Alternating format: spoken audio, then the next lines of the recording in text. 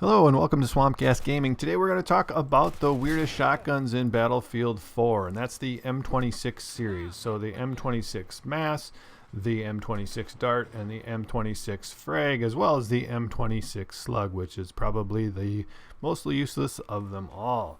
The M26 shotguns are unique in Battlefield 4 because they're the only guns that can be run as a kit, but only in the assault class. They're also unique in that they can run as a underbarrel attachment for the assault rifles.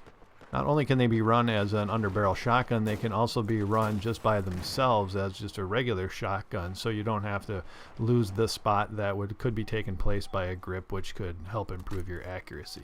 The M26 shotguns may have some useful characteristics in game, but I can't imagine that anybody would actually use one of these in real life combat situations. They're incredibly bulky, add a lot of weight, which is going to weigh a soldier down during the day.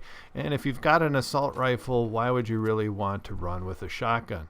These shotguns have very short barrels, so it means when you're firing them, you're going to have this huge fireball, and the spread of the shotgun is going to be really wide, and so it's only going to be useful in a matter of feet.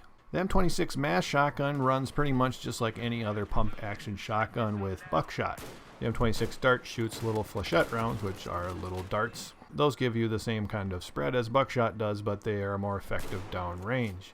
The M26 Slug shoots a single projectile. I think it's the most useless of the underbarrel shotguns because it's very hard to hit something with the Slug and you have a very slow rate of fire. You'd be better off trying to use a sniper rifle or something like that from the hip.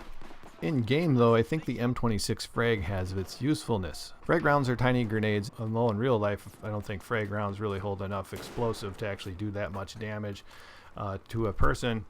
In game they can actually do quite a bit of damage. Their splash damage is really where it's at with these. You're going to see in some of the footage where I'm trying to shoot at enemies while they're in the open at their feet, so they get maximum splash damage rather than trying to rely on body shots. But where that splash damage really comes into effect is when enemies are taking cover or just behind a doorway or something like that, and you can shoot at their feet where you can't even see them, but you can get that splash damage and get the kill even though you can't see the enemies.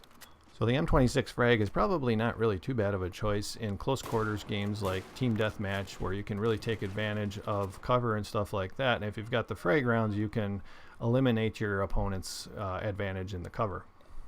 Both the M26 Slug and the M26 Frag rounds really drop at a distance, so you're going to have to arc those shells at moderate ranges.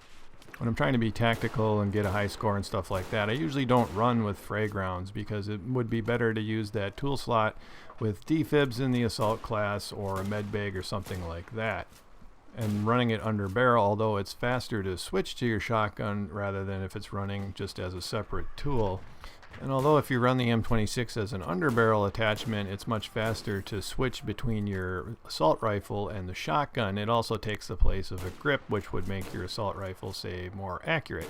And I'd much rather have the more accuracy from the more powerful assault rifle than one of the M26 shotguns. Like a lot of weapons in Battlefield 4, the M26 shotguns may not be the best tactical choice. However, it's nice to run with something different once in a while.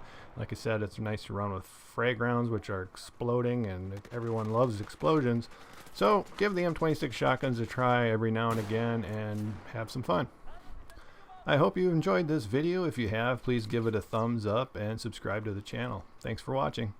And I just have to pause and point something out quickly. I would have never known that guy was there if it wasn't for the shine of his laser sight, and I was able to spot him and take him out.